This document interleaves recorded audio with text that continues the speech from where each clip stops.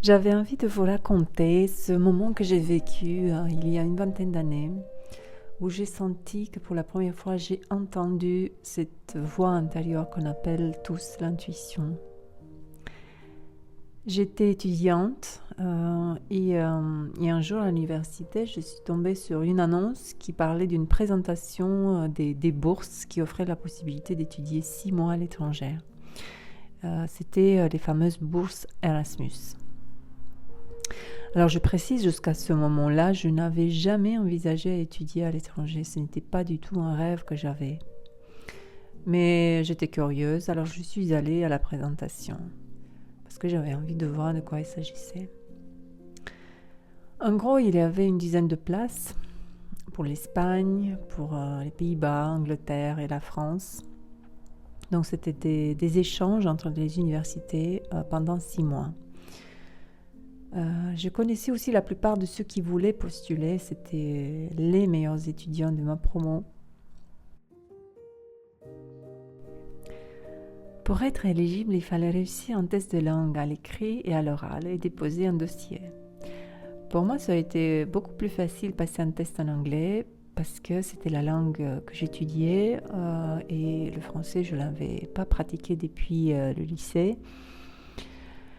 En même temps, j'ai vu que les étudiants intéressés par les pays anglophones étaient aussi les meilleurs étudiants de la promo, donc c'était comme si les places étaient déjà prises. Bon, j'ai tenté ma chance, je me suis dit, allez, on va passer le test en français. Je n'étais pas du tout confiante et j'ai eu raison. J'ai eu raison parce que mon niveau était très bas. En fait, je n'ai pas eu le temps de me préparer et de toute façon, j'ai approché cette démarche avec curiosité et moins de volonté. Ce n'était pas le but de réussir. Il n'y avait pas une pression, je ne me mettais pas cette pression de réussir.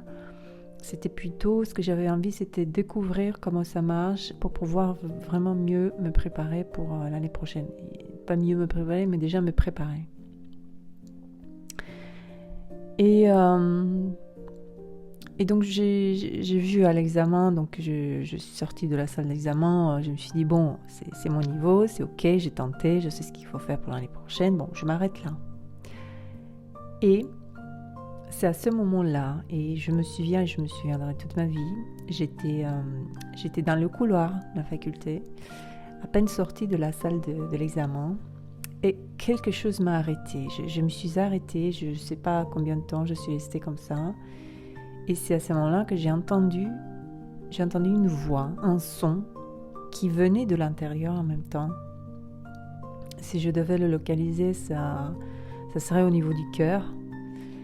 Et cette voix, c'est très bizarre, c'était même pas des mots, mais c'était une fréquence, des sons, c'est difficile à expliquer, mais le message que ce son voulait dire, c'était « va jusqu'au bout ».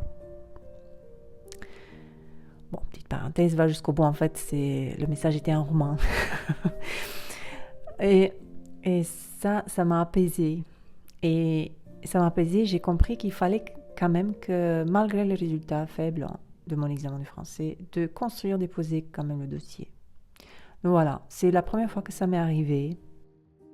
Et le jour où il fallait annoncer les finalistes, les personnes qualifiées, je ne suis pas allée parce que pour moi le résultat était clair. Donc je me souviens, j'étais avec une amie dans un supermarché.